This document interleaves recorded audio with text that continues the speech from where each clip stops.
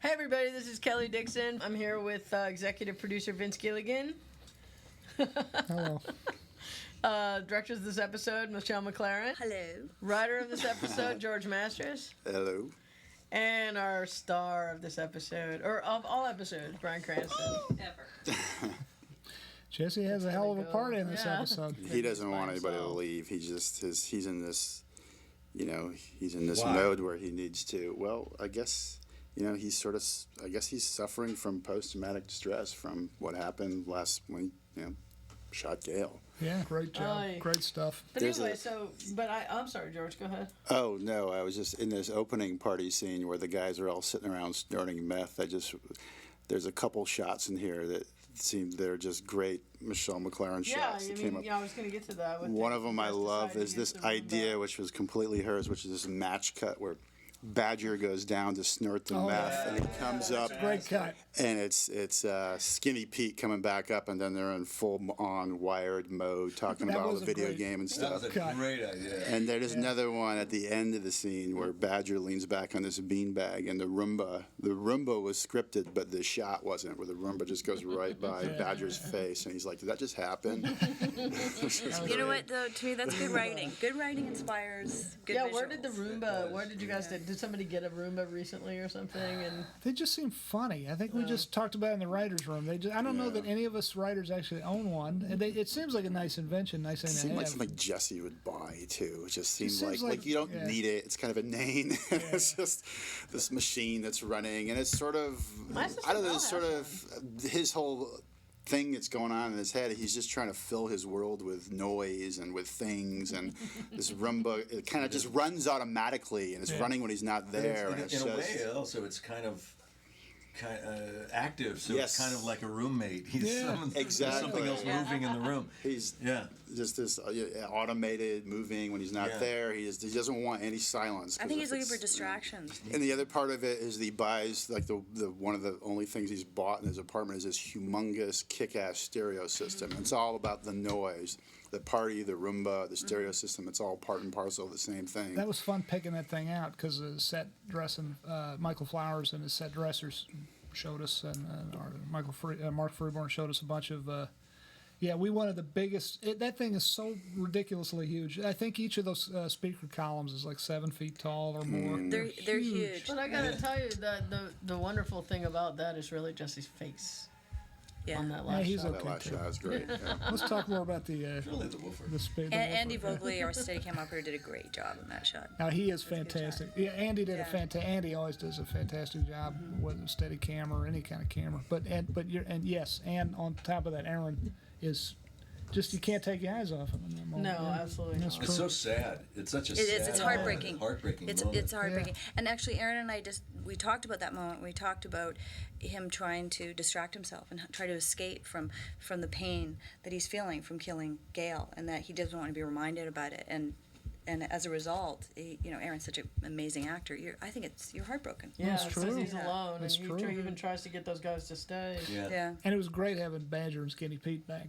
I love those guys. Yeah. I love those guys. They are so What great damn fun. flavors. Yes. They're Dude. great flavors. I love those I have two like guys. a cat, and Yeah, I think I had like a cat. I'm pretty sure he needs to eat or something. Hey, let's talk about. You want to talk about Marie and Hank in this? yeah, I one? was going to talk about Marie and Hank Yeah. real quick. Yeah, because That's I think it's great. more coffee then.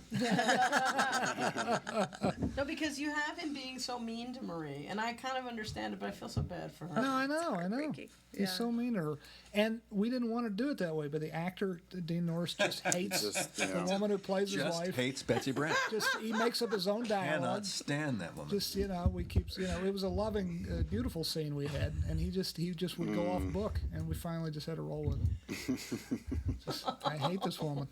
No, I think that's what makes it so rich is that you wonder why, but again, it's justified. Here is this virile, active, proud man who's relegated to a bed, Yeah. and it drives him crazy. Yeah. So yeah. And he lashes out He at the lashes closest out. person Yeah. to him. unfairly, Yeah. but that's what happens. It is, and exactly, and so it's somewhat justifiable, and she takes it to show her love and support and the trouble he's going through. But one thing we did make sure that we do, which I think also makes it heartbreaking, is you have that moment where you can tell how hurt Marie is. Yeah. But then when she looks away, you also have the beat when you see, from Dean Norris, who's such a great actor, you see Hank show a little bit of remorse. Yeah, how he feels a little bad. Yeah. And it just makes your heart break even more. Does he do that in this one? And the one, Yeah. the he moment does. I can't forget in this one is the one where she and where she once goes to high five him, and is he going to leave her hanging? Yeah. But he's not, only because his cool physical therapist is there. Yeah. But as soon as the guy's gone, he's like, Marie, Get out. Oh, and it's just that that's- look on her face yeah. is so, and of course Dean's wonderful too. They're both wonderful. That look on Betsy's face when she's just crushed, and then she kind of sucks it up Yep. and kind of smiles or Betsy something. did a great kinda job, turns yeah. away. But the moment where he does show remorse is in the middle of the night when she wakes up, and I got the right Yeah, episode, right.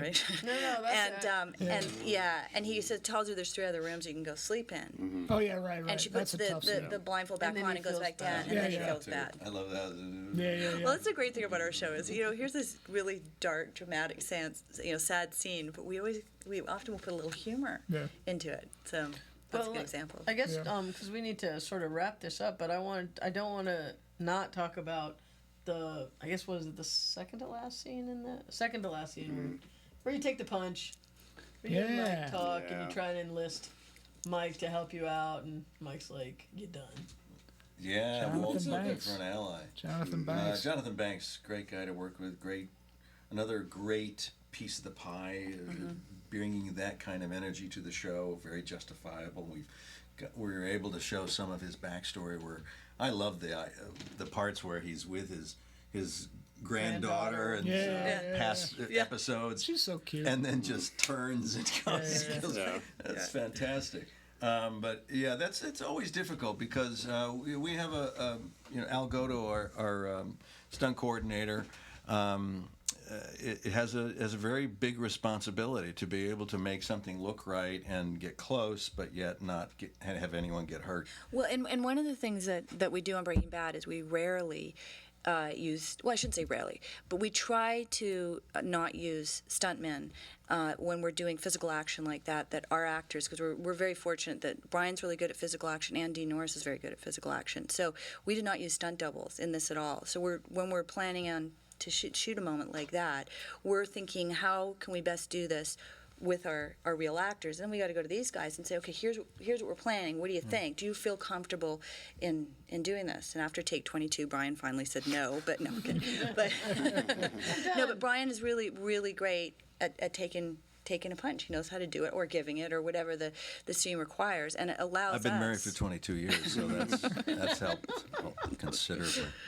But that allows us to shoot it more freedom in how we can shoot it, and it makes, I think, for a better scene if you can use the actual actors. That's true.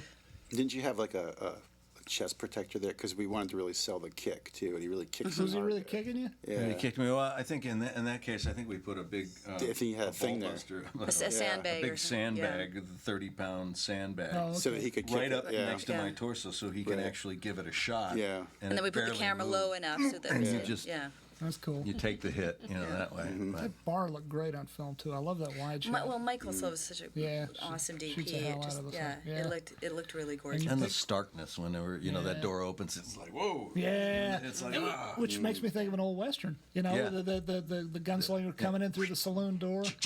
All right, we should wrap this up. right on.